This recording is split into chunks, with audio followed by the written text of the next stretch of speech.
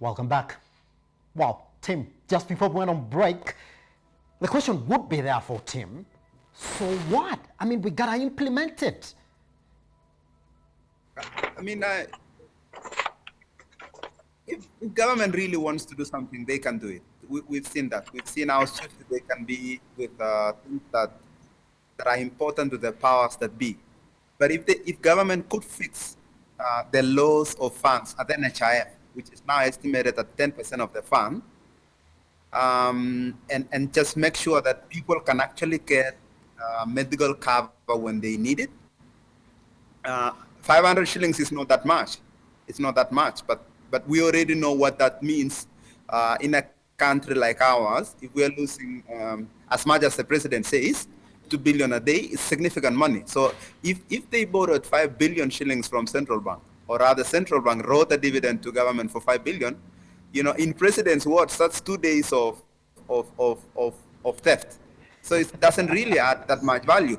So what worries every Kenyan like myself isn't just that can we afford 500 shillings per month.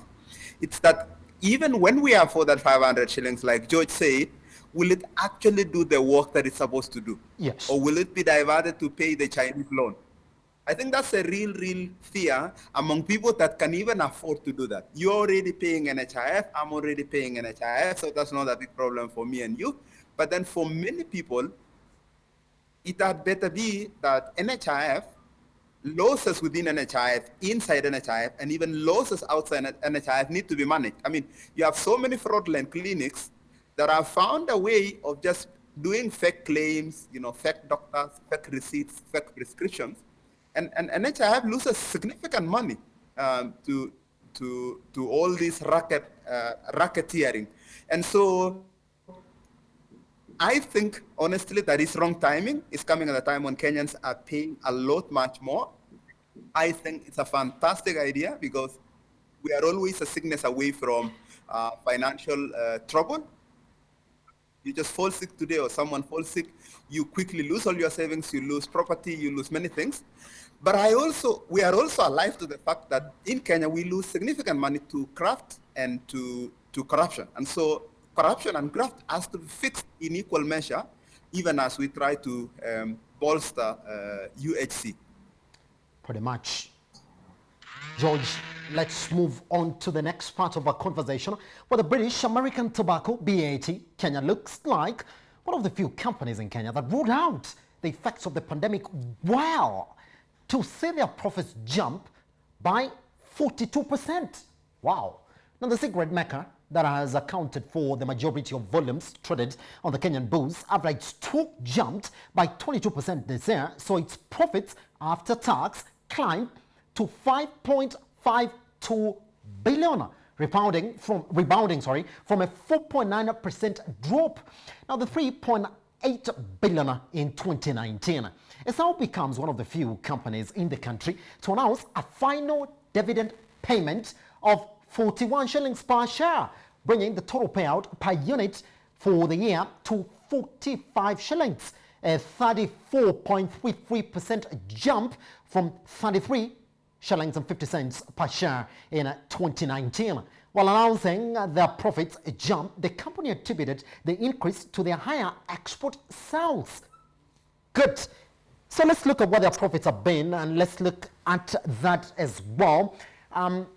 Look at what they are therefore. I mean, we're talking about half year for that, and all the way from 2017 up to where we are right now, then you'll actually say that, well, things have been good. All right, let's cross over to what their share price standing, in terms of what their key performance indicators are. Again, you're going to see that when you look at that net profit as well, not bad, but that's where talking point comes in really, that despite their revenue increasing, their net profit has been somewhat stagnant.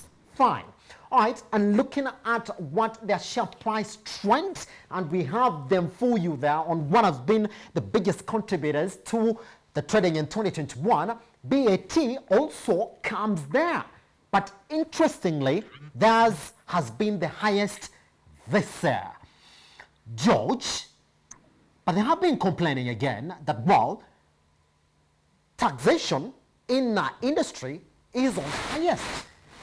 But if you look at that data that we have for you, George, it looks like things are good for them, that they shouldn't complain.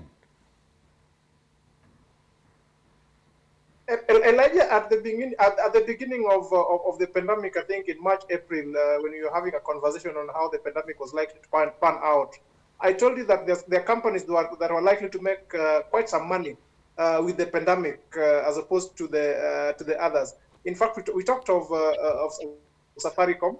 We talked of the beer manufacturers with the rider that probably with the lockdowns, if the lockdowns were lifted. Yes. And I thought, if I can remember well, we talked about the likes of BAT. There are some goods that economists will call you, I don't know if they're called goods of ostentation, that the more people get stressed, the more they want to consume these goods. And cigarette falls into that category. Beer falls into that category. Yes. Chocolate falls into that category. If for those who went to economics classes. So 2020 was a very stressful year for most people, and that is why you realize that probably the consumption of beer and the consumption of cigarette could have gone up if you had to work on those statistics, Elijah. So I'm not surprised that BAT has recorded that huge jump in their profit up to 42%. It was a good year for them, as we had envisaged back then. But that notwithstanding, Elijah, BAT has been a strong performer over the last few years. Remember, a cigarette is an addictive product, so to speak. So for those who use those products, it doesn't matter what happens in the environment; they still have to consume that particular product. And the market is quite huge, Elijah. And if you look at the strategy of BAT over the last few years, was to increase their geographical coverage and also increase their product offering in the market. So I'm not surprised that their profits went by that percentage, yes. And that obviously reflects now in their share price. You've seen their share price going up by quite some good percentage, almost 32%. So that is a plus for them. Going forward, probably how they strategize going forward, we will either see them increase their year-on-year growth in profit, or that profit may decline. But overall, what I can say is that BAT is a strong performer, and it might remain to be a strong performer going into the future. This is an industry that is quite regulated, Elijah. But as I told you, there's some products that the consumers have to consume either way. So that is what the company is capitalizing on to be able to show up its profit year on year, Elijah. Tim, you see what George is saying, that this is an industry that is quite regulated. Let me pick a statement from 2019 on exactly when the BAT was sort of lamenting on the taxation regime in that specific year. They were saying that, well, they lamented on a higher cost of operation that came mainly from introduction of Selenium compensation contribution levy, of 2% on manufactured tobacco products, and the 20% increase in excise duty rates during the year. Wow. Tim, is it proof, therefore, that despite how much you tax this, because we're talking about, well, BAT and EABL as well, being the major contributors to trading at the NSE in 2021, that despite how much you tax them, that, well, these are defensive industries, they're still going to pull through, or there's something unique about the Kenyan environment when it comes to consuming this product?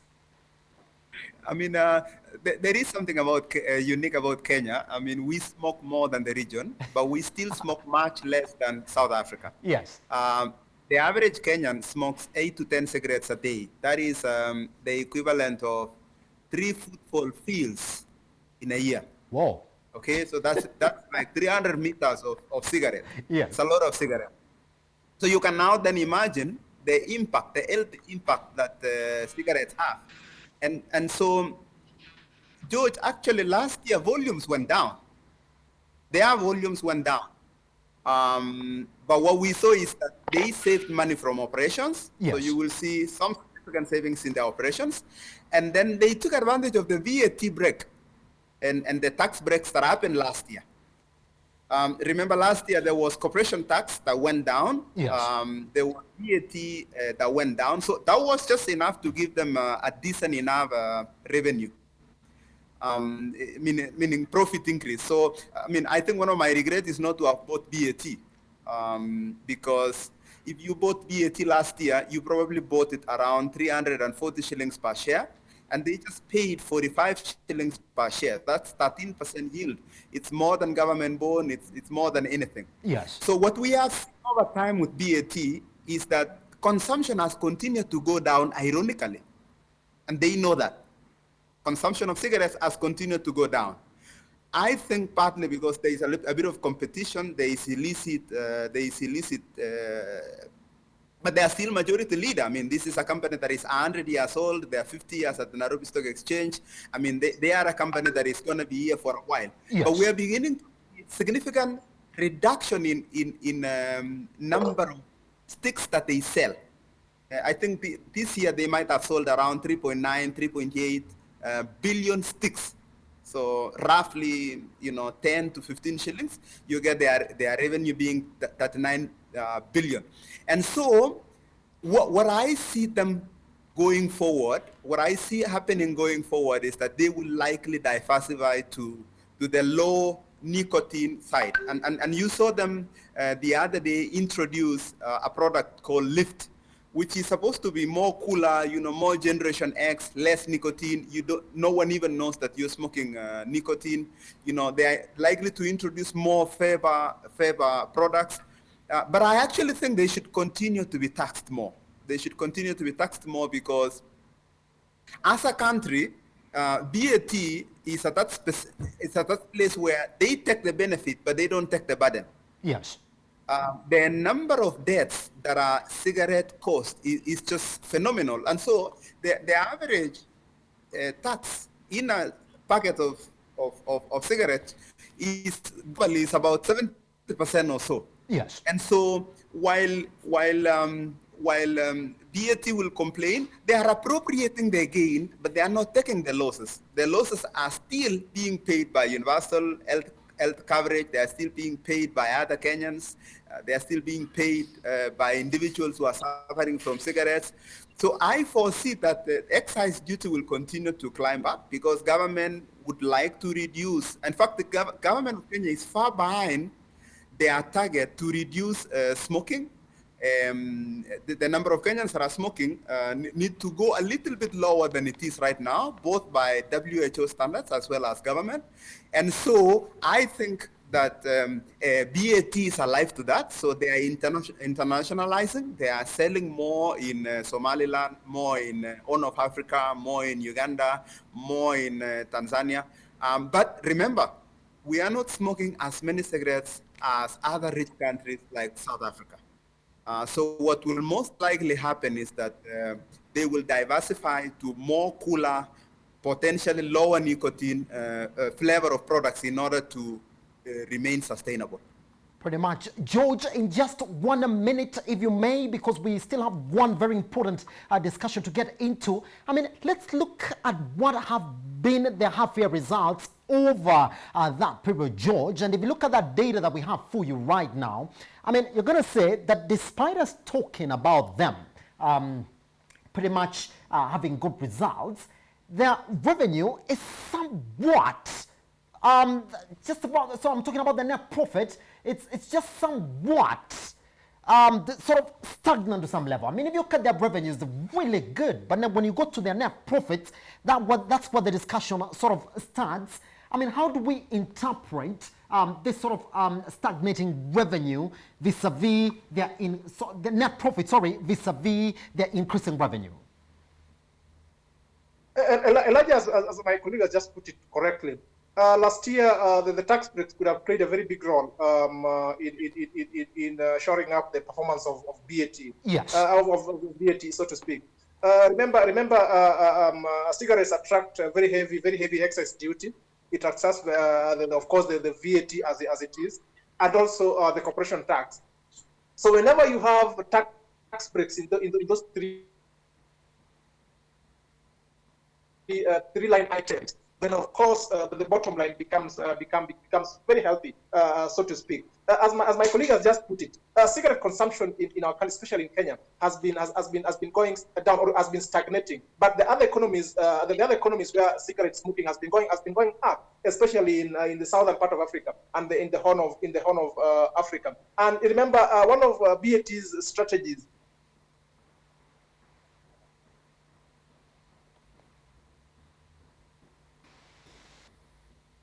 have a bigger geographical coverage and also to diversify its product offering to the market.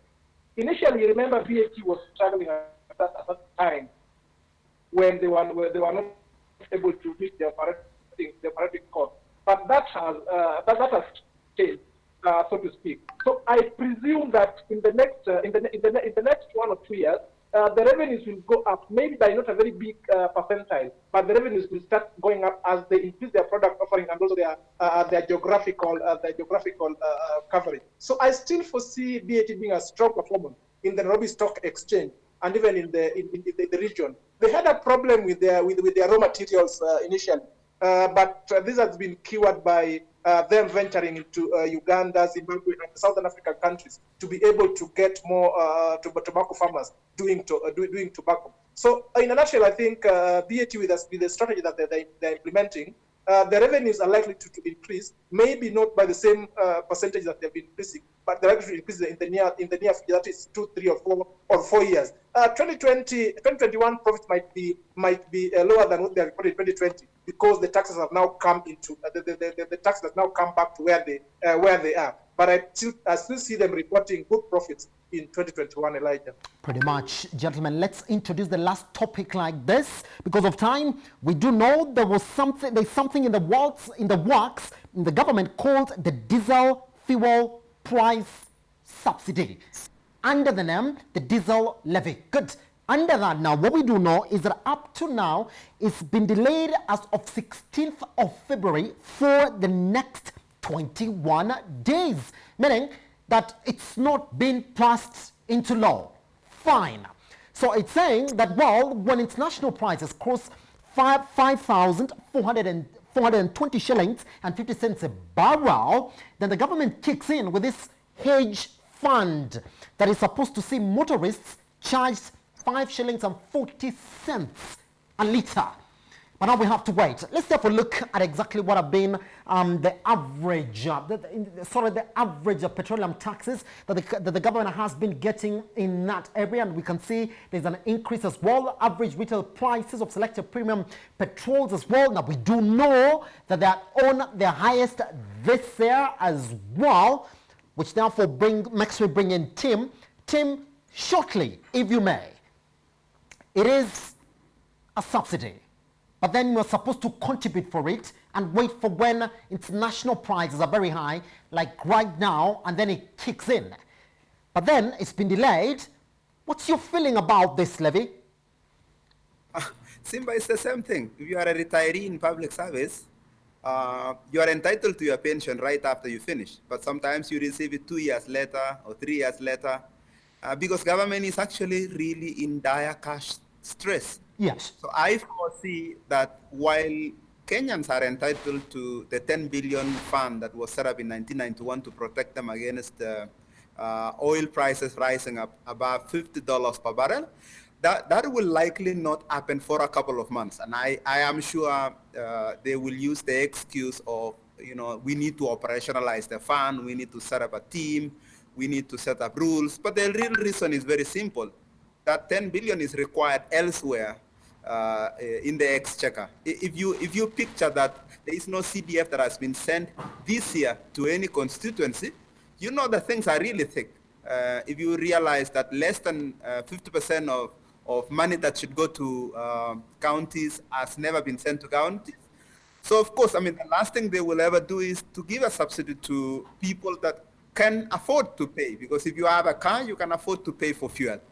So I foresee that even when it happens, it will take a little bit more time because government is really desperate for cash. If they can borrow 5 billion shillings from central bank, they're not gonna let go 10 billion shillings that is needed now for more urgent things. That's what I anticipate. Pretty much. George, clear for us this conversation this morning. I mean, that legal notice of 2020 has been delayed for 21 days as we do know of it as from February 16th. But the 5 shillings and 40 cents are still getting collected, George. What is your reading on that, and what's your feeling on this diesel subsidy? Elijah, I bet you that these are ploy by the government, and they'll dilly-dally so that this law is not passed any time in the near future. If this legislation is passed, yes, then government stands to lose significant amounts of money in terms of diesel fuel subsidy.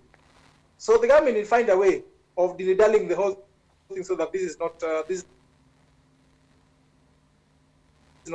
passed. They will get all reasons for it not to be either be discussed or be passed.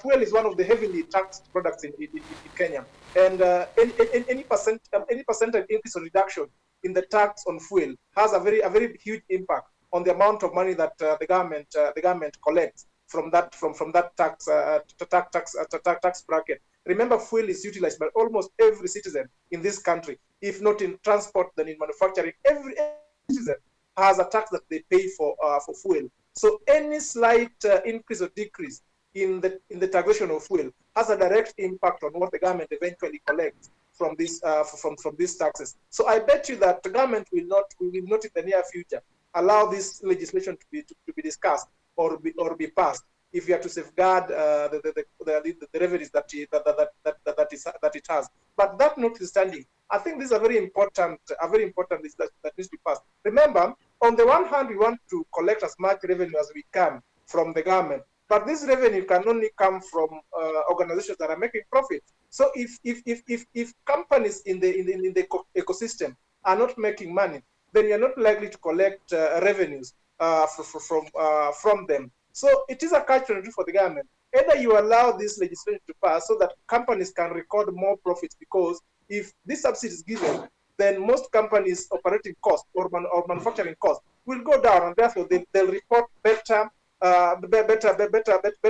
incomes, and therefore pay more in corporation tax. But if you maintain this the way it is, then our manufacturing costs are still quite high. In fact, our manufacturing cost is very, very high if you compare it with our peers in Africa or across the world, and that is what makes most of our companies become uncompetitive in the global market space. So government will either way have to decide what they want to do. Either if they want to eat the chicken and the egg, or they want to leave the egg to still lay more. I mean, the chicken to still lay more eggs for them to continue eating from now and in the near future. Elijah. George Manga, managing partner, AMG Kenya, and Tim Kipchumba, thank you very much for taking your time this morning to speak to us here at Metropole Television. Thank you, Elijah. Thank you, Elijah, for having us. Anytime. On that note, those are 2 hours. Good morning.